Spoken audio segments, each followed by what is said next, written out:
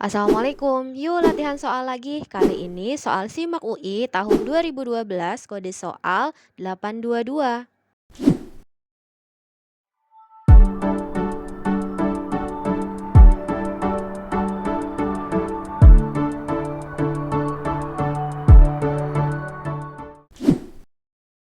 Ini soal SIMAK UI 2012 kode soalnya 822.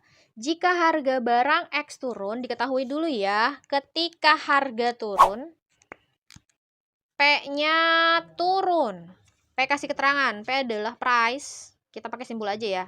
Dia adalah harga. Maka apa yang terjadi terhadap jumlah barang yang dijual berarti Q, tapi Q yang dijual. Ingat ya, Q-nya yang dijual berarti terkait dengan Q-nya yang ditawarkan, QS. Dan penerimaan total atau TR, total revenue, TR.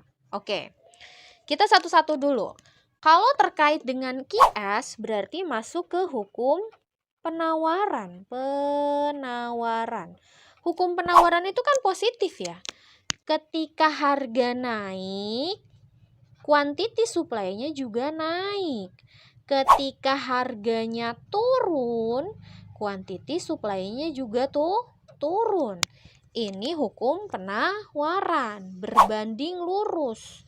Atau bahasa lainnya namanya positif. Berarti ketika P turun, jelas QS-nya adalah turun. Sekarang tinggal cari yang total revenue. Oke, gimana nih total revenue? Nah, kita lihat. Dan elastisitas permintaan si barang itu inelastis. Berarti barangnya adalah barang yang inelastis. Barang inelastis itu adalah barang kebutuhan pokok. Nah, kalau barang kebutuhan pokok, ketika harganya naik, ingat ya, pendapatan totalnya naik. Ketika harganya turun, TR-nya juga turun. Gitu. Logikanya, persentase perubahan delta Q nanti akan sama dengan persentase perubahan harga. Bukan sama dengan, akan jauh lebih kecil. Misalnya, harganya naik 100%. Beras dari 10.000 jadi 20.000, tetap kan orang itu beli beras ya paling di sini sekitar 10%. Nah, ini menyebabkan si TR-nya naik. Karena kan nanti TR itu rumusnya adalah harga dikali kuantitas. Kalau bingung ke sini contohnya ini aja rumusnya. Pokoknya inelastis itu searah. Ketika harga naik, TR-nya naik. Ketika harga turun, TR-nya pun turun. Nah, kita jawab nih. Ketika harga turun. Nah, harga turun kan, maka TR-nya pun turun gitu. Jadi jawabannya Q turun, TR turun. Yang ini jawabannya adalah yang A. Masih soal SIMAK UI 2012 kode soal 822.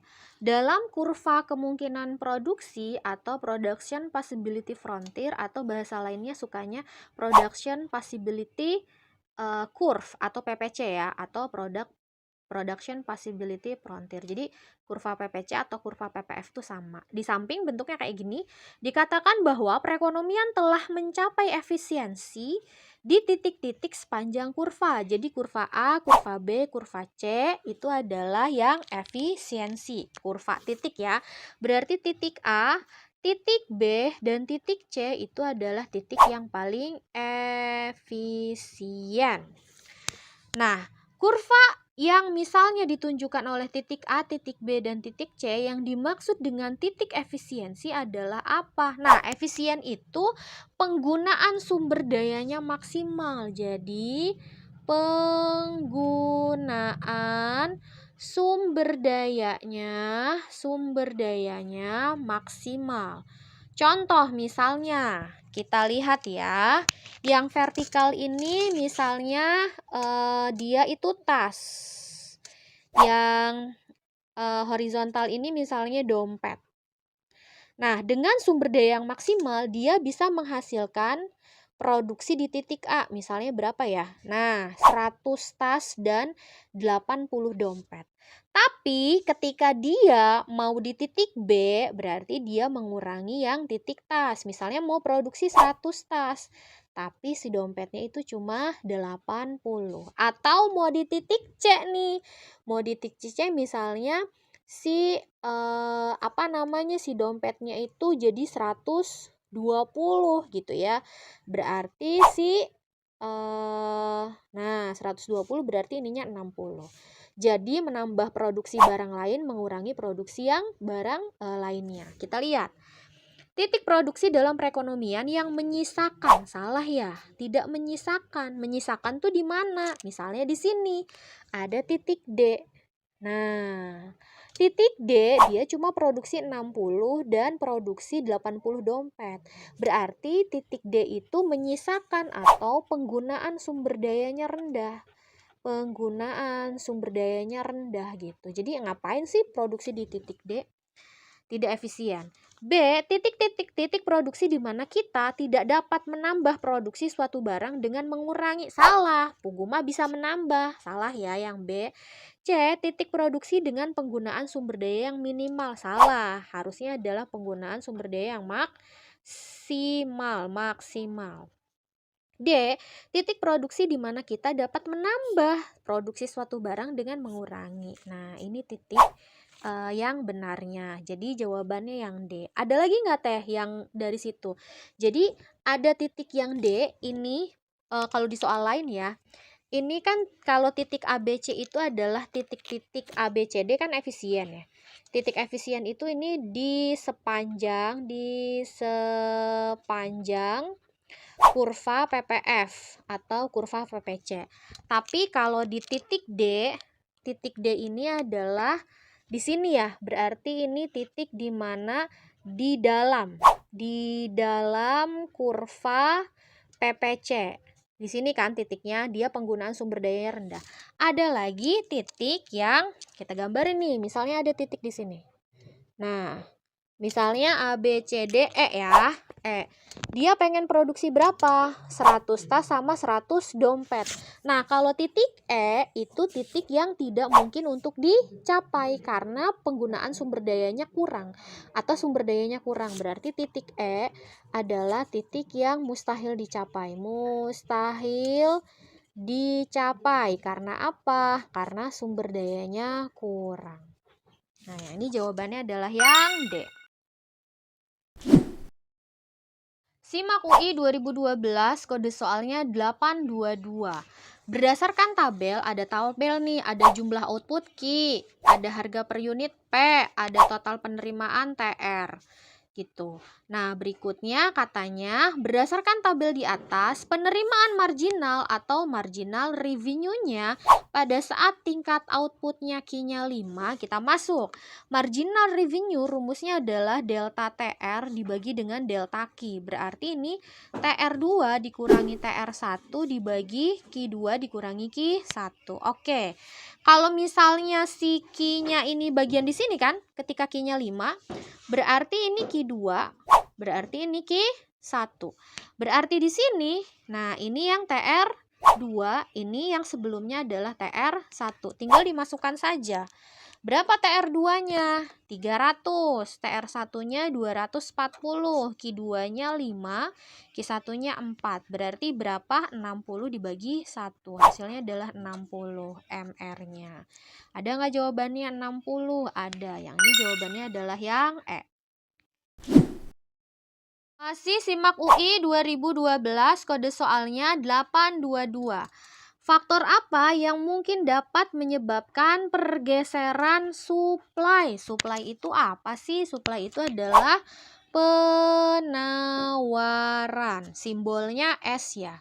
Berarti lihat di kurva, ada yang S yang warna merah, dia bergeser. Bergesernya kemana?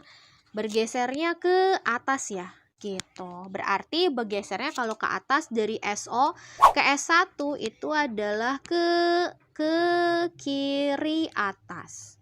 Ingat, kalau bergeser ke kiri itu berarti penawarannya berkurang.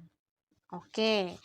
Seperti yang digambarkan pada grafik di samping. Nah, gara-gara apa? A. Perubahan selera. Salah. Kalau selera mah itu terkait dengan permintaan, bukan penawaran. Pendapatan juga salah. Pendapatan itu terkait dengan permintaan, bukan faktor-faktor yang mempengaruhi penawaran. Peningkatan harga, penurunan harga. Ingat, kalau harga kurvanya bukan bergeser, tapi kurvanya bergerak. Kenaikan biaya produksi, bener ya jawabannya E. Kenapa?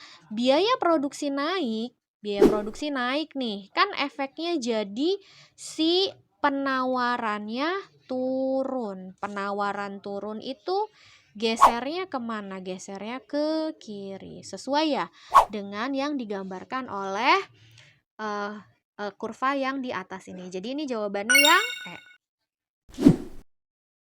Masih di soal SIMAK UI 2012, kode soalnya 822. Pernyataan berikut yang berkaitan dengan pasar oligopoli. Pasar oligopoli itu, kalau poli kan penjual ya. Oligo itu adalah beberapa, berarti hanya terdapat beberapa penjual. Contohnya oligopoli itu adalah industri semen. Kan hanya beberapa saja, berarti semen produknya homogen. Atau misalnya industri ini ya, apa sih namanya, otomotif. Nah, otomotif itu terdiferensiasi gitu. Apa ciri-cirinya? Barang yang diperjualbelikan dapat homogen, dapat bercorak atau terdiferensiasi. Benar ya? Terdapat halangan masuk yang cukup kuat bagi perusahaan di luar pasar untuk masuk ke dalam pasar. Betul, karena apa? Oligopoli lumayan loh. Untuk mendirikan produsen semen kan harus bikin pabrik semen dulu gitu ya. Otomotif ataupun misalnya baja itu kan termasuk oligopoli ya. Berarti memang halangannya cukup kuat. Yang nomor 2, kalau halangannya sangat kuat itu adalah pasar monopoli. Tapi kalau yang cukup kuat itu adalah oligopoli. Nomor 3, satu di antara perusahaan oligopoli bisa menjadi market leader atau pemimpin pasar. Ini juga betul kan? Nah, nomor 4, kurva permintaannya patah. Betul, patah itu kingked. Kingked ya. Jadi, kalau mau digambarin gambar kurva pasar oligopoli itu begini gitu ya, begini. Kemudian akhirnya dipatahkan ke sini begini. Nggak bisa gambarnya ya. Yang penting intinya nih ya, nanti di soal sukanya ada. Pokoknya yang atas itu adalah elastis. Tapi nanti yang bawah kurvanya gitu ya adalah yang inelastis. Ini kurvanya kingked. Kingked atau patah. Apa ya bacanya? Kingked. Patah. Kurvanya patah betul, di mana bagian atas inelastis. Salah. Harusnya bagian atas itu adalah elastis dan bagian bawah elastis. Salah. Harusnya bagian bawah itu yang inelastis. Jadi nomor 4 salah. Yang benar mana? 1 benar, 2 benar, 3 benar. Yang ini adalah jawabannya yang A. Terima kasih sudah menyaksikan video ini. Nanti kita latihan soal lagi ya. Wassalamualaikum warahmatullahi wabarakatuh.